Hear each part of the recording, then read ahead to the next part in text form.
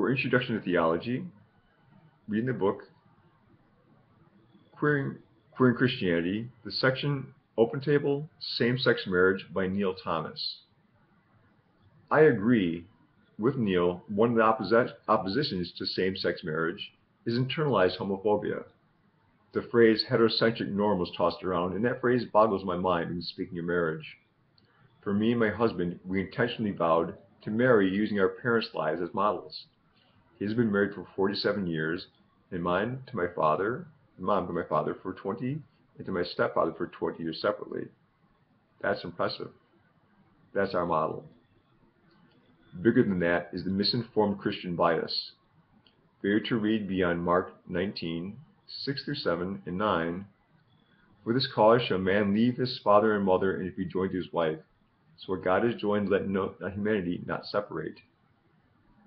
Too often, Old Testament stories of multiple wives are forgotten. King David had at least 5 wives, Solomon 700. That I choose to marry one is not anti-Christian. Neil points out another author wrote, Martin Jordan, in the book Blessing Same-Sex Unions. A collective illusion suffered by some queer activists and by focus on the family is there been one single theory of Christian marriage.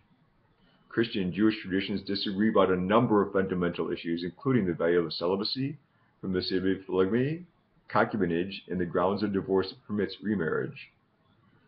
Neil goes on wisely and to point out on page 347, religious marriage is not legal marriage, and everything religious must be affirmed to the legal system. However, every legal marriage does not need to be affirmed in any religious community.